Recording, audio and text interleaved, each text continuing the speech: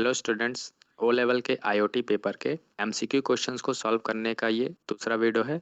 और इस वीडियो में हम चैप्टर 2 से रिलेटेड जितने भी एमसीक्यू क्वेश्चंस आपके पिछले एग्जाम में पूछे जा चुके हैं, ठीक है, उन सभी एमसीक्यू क्वेश्चंस को हम इस वीडियो में सॉल्व करेंगे। ठीक है, चलिए स्टार्ट करते हैं इस वीडियो को।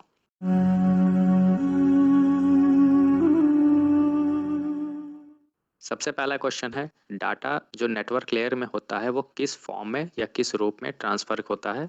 तो नेटवर्क लेयर ओएसआई मॉडल का एक लेयर है और उस लेयर में जो डाटा होता है वो किस रूप में ट्रांसफ़र होता है, और वो ट्रांसफ़र होता है पैकेट्स के रूप में। ठीक है, ओएसआई मॉडल के 7 लेयर्स होते हैं और उन 7 लेयर्स में एक लेयर होता है network layer.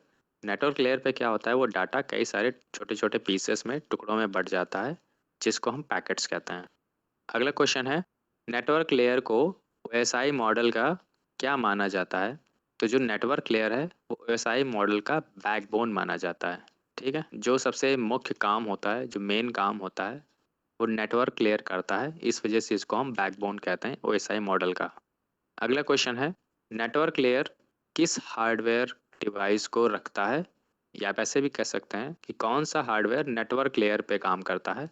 Routers, bridges, bridges only, bridges and switches, या इन तीनों। इसका सही जवाब है ये तीनों डिवाइसेस ओएसआई मॉडल के नेटवर्क लेयर पर काम करते हैं। अगला क्वेश्चन है, what are the common protocols associated with the network layer. OSI model के नेटवर्क लेयर पर कौन कौन से प्रोटोकॉल्स काम करते हैं। एचटीटीपी, टीसीपी, आईपी या एनडीपी। तो जो आईपी प्रोटोकॉल है वो नेटवर्क लेयर पे काम करता है। ठीक है, अगला क्वेश्चन है, what are called routers. Routers क्या होते हैं या क्या कहलाते हैं। The device that operates at session layer. OSI model के सेशन लेयर पर काम करने वाला एक डिवाइस होता है, या डाटा लेयर पे काम करने वाला डिवाइस होता है, या एप्लीकेशन लेयर पे काम करने वाला डिवाइस होता है, या नेटवर्क लेयर पे काम करने वाला एक डिवाइस होता है। तो जो राउटर होता है वो नेटवर्क लेयर पे काम करता है। नेटवर्क लेयर पर राउटर के अलावा स्विचेस और ब्रिजेस भी काम करते हैं। ठीक है, ये याद रखिएगा। अगला क्वेश्चन है, टीसीपी और यूडीपी क्या कहलाते हैं। तो टीसीपी और यूडीपी को हम ट्रांसपोर्ट लेयर प्रोटोकॉल्स कहते हैं। तो एसआई मॉडल के जो ट्रांसपोर्ट लेयर होता है, इसी ट्रांसपोर्ट लेयर पे दो प्रोटोकॉल्स काम करते हैं। एक होता है टीसीपी और दूसरा होता है यूडीपी। टीसीपी का पूरा नाम होता है ट्रांसमिशन कंट्रोल प्रोटोकॉल और यूडीपी का पूरा नाम होता है यूज़र डेटाग्राम प्रोटोकॉल। ठीक है, जब हमको अपना डाटा 100% सिक्योरिटी के साथ ट्रांसफ़र करना होता है तो हम टीसीपी का यूज़ करते हैं। ये रिलायबल होता है, विश्वसनीय होता है, डाटा को कम्प्लीटली पहुंचाएगा, इसकी गारंटी होती है। जबकि यूडीपी में इसकी गारंटी नहीं होती कि डाटा आपका सही से पहुंचेगा या नहीं। इस वजह से ये अनरिलायबल प्रोटोकॉल होता है। अगला क्वेश्चन है, सिक्योरिटी बेस्ड कनेक्शन किस लेयर के द्वारा प्रदान किया जाता है। जितने भी सुरक्षा से संबंधित काम होते हैं या कनेक्शन होते हैं वो हमारा ट्रांसपोर्ट लेयर देखता है। ठीक है, आपने ये पढ़ा भी होगा कि जो टीएलएस सिक्योरिटी प्रोटोकॉल है वो भी ट्रांसपोर्ट लेयर पर ही काम करता है। इसका पूरा नाम है ट्रांसपोर्ट लेयर सिक्योरिटी। ठीक है, तो ये एक प्रोटोकॉल है जो सिक्योरिटी से रिलेटेड काम देखता है और ये ट्रांसपोर्ट लेयर पे वर्क करता है। अगला क्वेश्चन है, यूडीपी पैकेट्स को हम क्या कहते हैं, या यूडीपी के पैकेट्स क्या कहलाते हैं। तो यूडीपी जो प्रोटोकॉल है वो प्रोटोकॉल पैकेट्स के डेटाग्राम रूप का यूज़ करता है प्रोसेसिंग के लिए। ठीक है, तो यूडीपी के पैकेट्स को हम कहते हैं डेटाग्राम।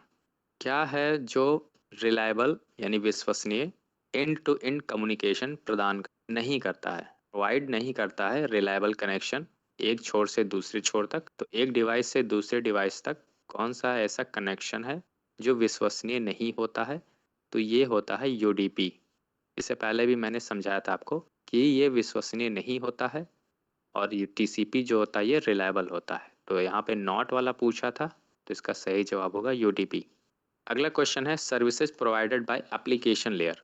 एप्लीकेशन लेयर द्वारा प्रदान की जाने वाले सर्विसेज होते हैं web chat, error control, connection services या एड्रेसिंग। इसमें से जो सही जवाब है वो होता है वेब चैट। एप्लीकेशन लेयर का काम अगर आपको नहीं मालूम है तो आप ऐसे गेस कर सकते हैं एग्ज़ाम में कि जो भी हम चीज़ें स्क्रीन पर करते हैं, जैसे चैटिंग करना, ईमेल भेजना, ठीक है, वो सारे काम हमारा एप्लीकेशन लेयर ही देखता है। ठीक है, तो यहाँ पे लिखा ना वेब चैट, तो ये भी एप्लीकेशन लेयर पर ही होता है। अगला क्वेश्चन है, एप्लीकेशन लेयर इंटरैक्ट करता है सीधा किस चीज़ से? तो एप्लीकेशन लेयर सीधा फ्रंट एंड यूज़र से, सेंसर से या वायर्ड लिंक से। तो एप्लीकेशन लेयर सीधा का सीधा यूज़र से कांटेक्ट करता है या इंटरैक्ट करता है। अगला क्वेश्चन है आईपी एड्रेस का फॉर्मेट क्या होता है? आप ऐसे भी समझ सकते हैं कि आईपी एड्रेस का साइज़ पूछा गया है। तो आईपी एड्रेस के 2 वर्जन्स होते हैं, एक वर्जन 4 और वर्जन 6। वर्जन 4 का साइज़ 32 बिट का होता है और वर्जन 6 का साइज़ 128 बिट्स का होता है।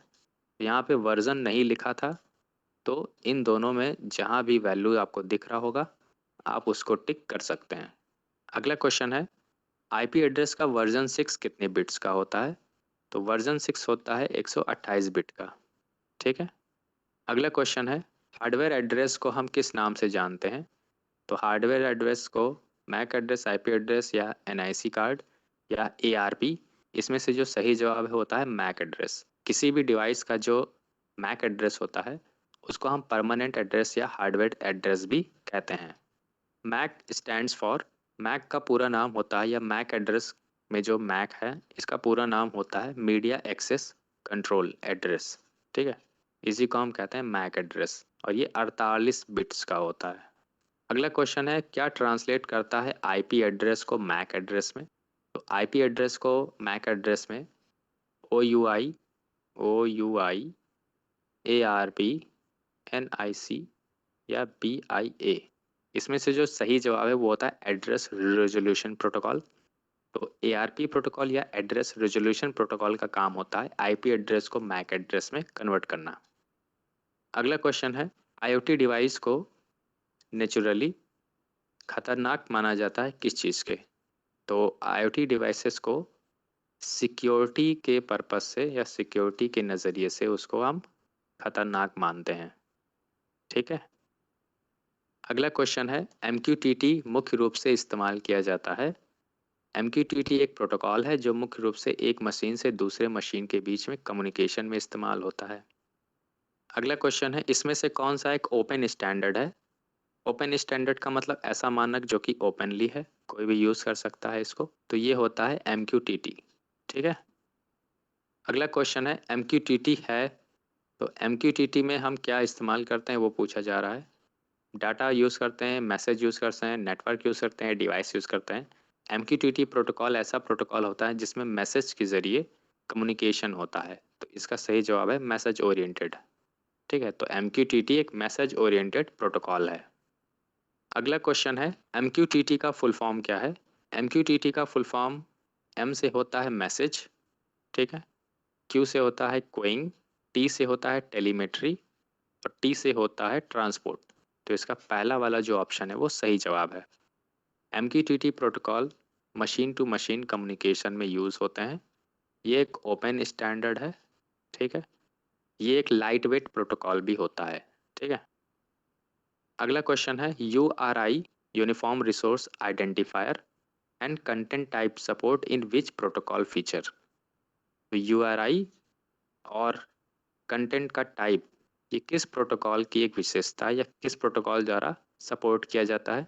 तो इसका सही जवाब है COAP, कॉन्स्ट्रेंट एप्लीकेशन प्रोटोकॉल। ठीक है। COAP ऐसा प्रोटोकॉल होता है जो सीमित रिसोर्सेस वाले दो डिवाइसेस के बीच में कम्युनिकेशन करने में मदद करता है। सीमित रिसोर्सेस का मतलब जिसमें प्रोसेसिंग पावर या रैम या मेमोरी बहुत ही कम होती है, बहुत ही लो पावर पे वो वर्क करते हैं। ठीक है, तो ऐसे डिवाइसेस को हम कंस्ट्रेंट डिवाइसेस बोलते हैं और उनके लिए जो प्रोटोकॉल काम करता है कम्युनिकेशन में वो होता है COAP।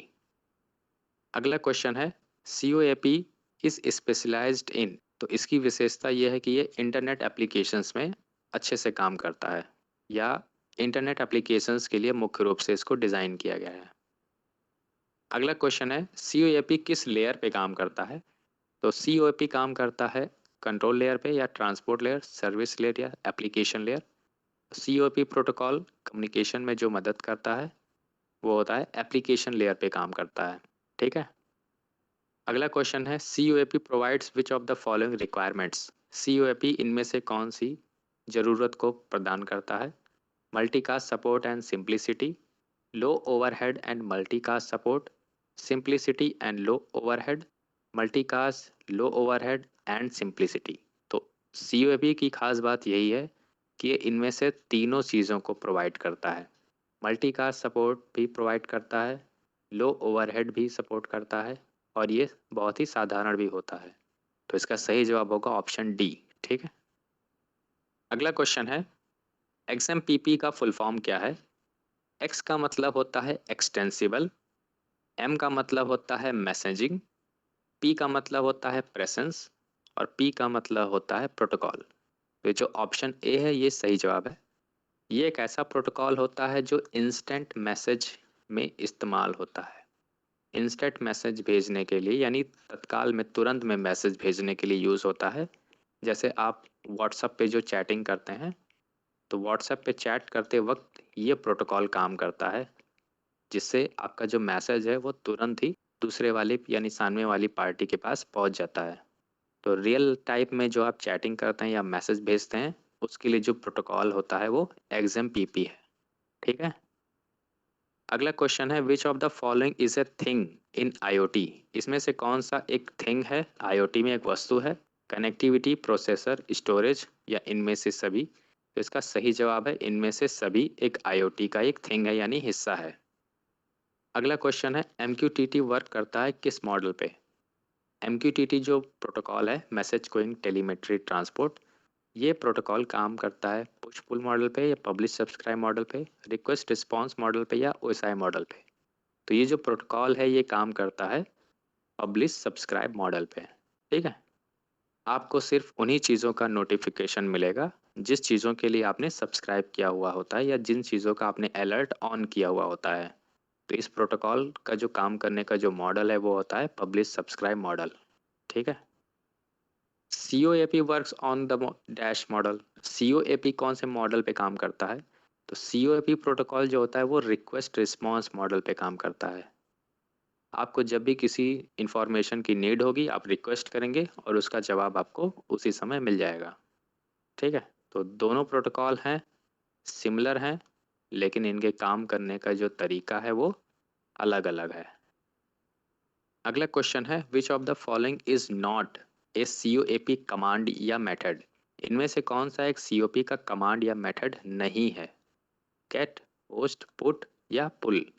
तो गेट भी है कमांड, पोस्ट भी कमांड है, पुट भी कमांड है, पुल कोई कमांड नहीं है। तो इसका सही जवाब होगा पुल। इन तीनों के अलावा डिलीट भी एक कमांड है। ये 4 कमांड हैं, इन चारों को आप याद रखिएगा, एग्जाम में आ सकता है। ठीक है। अगला क्वेश्चन है, CoAP रन्स ओवर। CoAP किस पे काम करता है? तो जो CoAP प्रोटोकॉल है वो UDP पे बेस्ड है या UDP का यूज़ करता है डाटा को ट्रांसमिट करने के लिए। अगला क्वेश्चन है, MQTT एक कम्युनिकेशन प्रोटोकॉल है जो पास करता है मैसेज को मल्टीपल क्लाइंट्स के मध्य एक सेंट्रल ब्रोकर के जरिए। MQTT किस प्रकार का कम्युनिकेशन प्रोटोकॉल है जो सेंट्रल ब्रोकर का इस्तेमाल करके मल्टीपल क्लाइंट्स के बीच डाटा ट्रांसफ़र करता है? Many to one, one to many, one to one या मैनी टू मैनी? तो मैसेज क्यूइंग टेलीमेट्री ट्रांसपोर्ट जो प्रोटोकॉल होता है ये मैनी टू मैनी मोड पे काम करता है। ठीक है। अगला क्वेश्चन है, which layer in the TCP stack is equivalent to the transport layer of OSI model? तो OSI मॉडल के ट्रांसपोर्ट लेयर जो है वो TCP IP के किस लेयर के बराबर है? तो OSI मॉडल में जो ट्रांसपोर्ट लेयर है TCP IP मॉडल में भी वो ट्रांसपोर्ट लेयर के ही बराबर है, इसमें कोई नाम चेंजेस नहीं है। ठीक है। तो ऑप्शन बी इसका सही जवाब होगा। अगला क्वेश्चन है, ईच IP पैकेट कंटेन्स। प्रत्येक IP पैकेट में होता है source and destination IP address, source IP address only, destination IP address only, इधर सोर्स और डेस्टिनेशन IP एड्रेस। या तो सोर्स का होगा या तो डेस्टिनेशन का होगा, या सिर्फ डेस्टिनेशन का होगा या सिर्फ सोर्स का होगा या दोनों का होगा। तो प्रत्येक IP पैकेट में या प्रत्येक डाटा पैकेट में सोर्स और डेस्टिनेशन दोनों का IP एड्रेस होता है, यानी कौन भेज रहा है और किसको भेज रहा है डाटा, उन दोनों का IP एड्रेस उस पैकेट पर होता है। तो इसका सही जवाब होगा ऑप्शन ए।